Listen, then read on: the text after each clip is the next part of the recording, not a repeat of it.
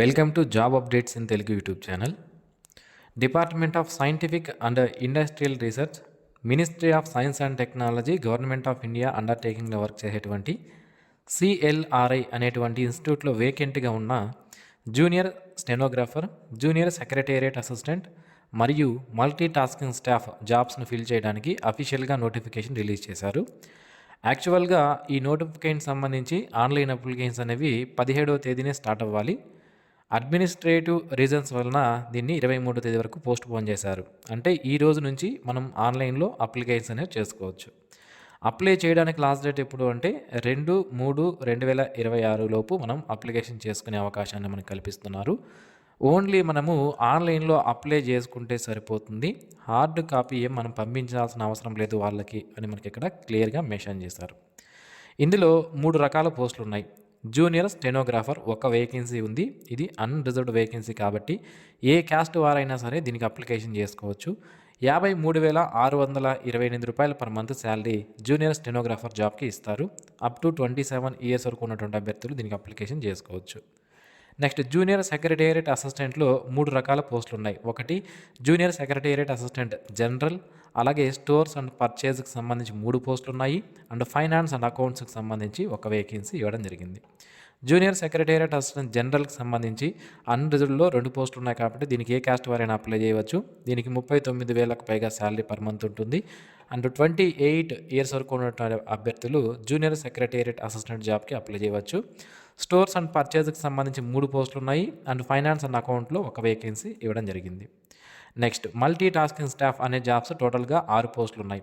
Unreserved 3 ఉన్నాయి. OBC 2, economical weaker section వాళ్ళకి ఒక వేకెన్సీ ఇవ్వడం జరిగింది. దీనికి 35,973 రూపాయలు per month salary multi tasking స్టాఫ్కి ఇస్తారు.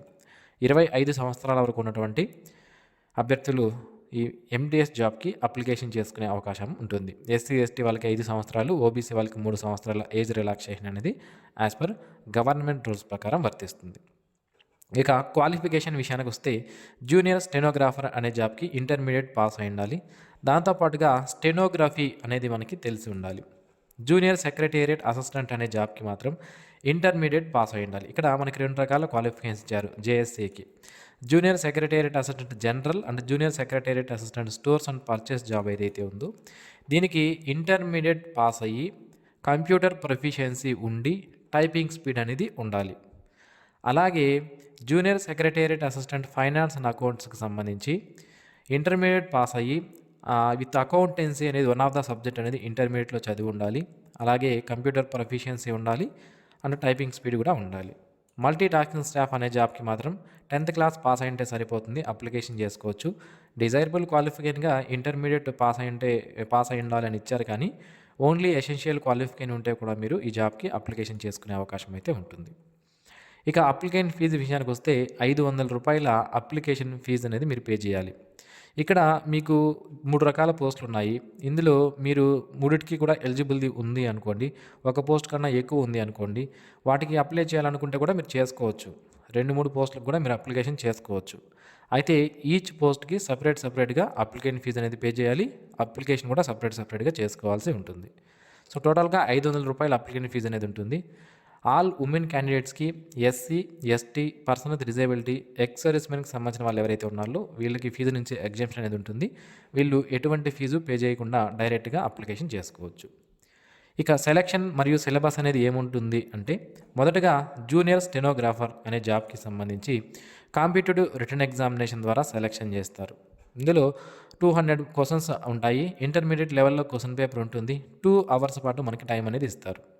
ఇందులో 1 పేపర్ మాత్రమే ఉంటుంది. And general intelligence and reasoning నుంచి 50 క్వశ్చన్లు 50 మార్కులకి, జనరల్ అవేర్నెస్ నుంచి 50 క్వశ్చన్లు 50 మార్కులకి, ఇంగ్లీష్ లాంగ్వేజ్ అండ్ కాంప్రహెన్షన్ నుంచి 100 క్వశ్చన్స్ 100 మార్క్స్కి.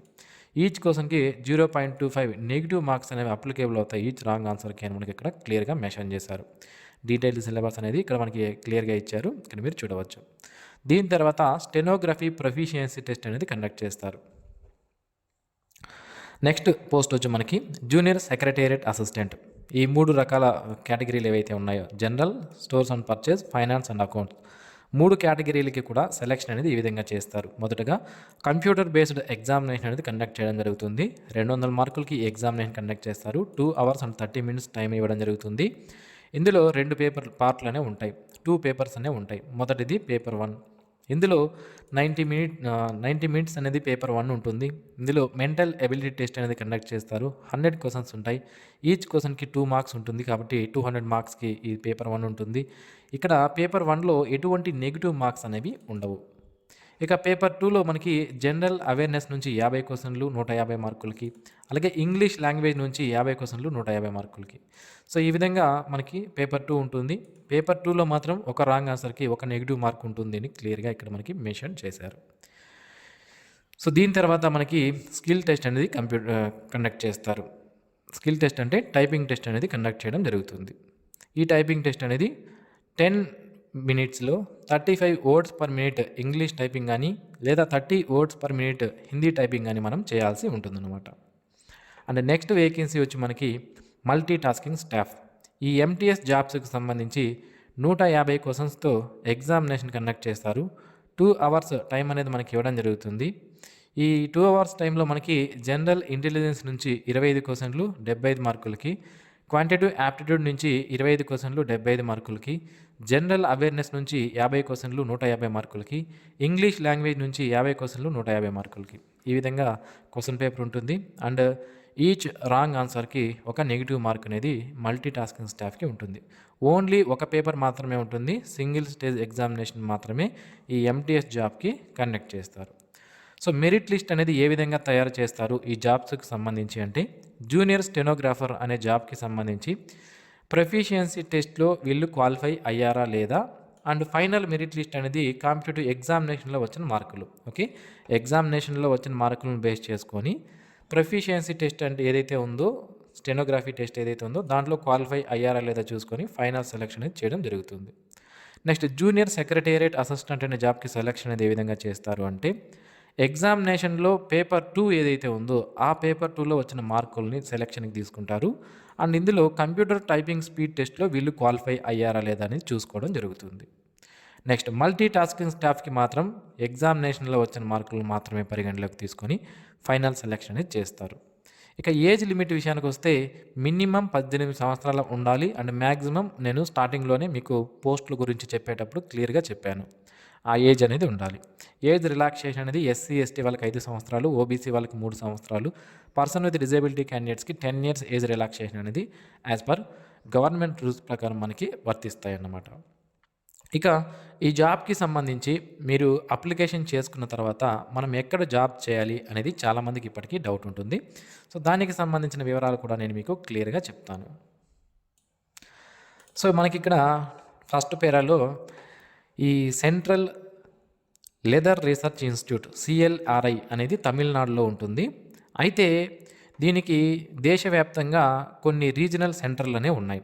అవి ఎక్కడ అంటే అహ్మదాబాద్, జలంధర్, కాన్పూర్, కోల్కత్తా, ఇంకా కొన్ని చోట్ల ఉన్నాయి. ప్రస్తుతానికి ఇప్పుడు మనం చెప్పుకున్నటువంటి రీజనల్ సెంటర్స్ ఏవైతే ఉన్నాయో, హెడ్ క్వార్టర్స్ చెన్నైలో ఉంటుంది. అండ్ రీజనల్ ఆఫీసులు అనేవి దేశవ్యాప్తంగా అక్కడక్కడ ఉన్నాయి.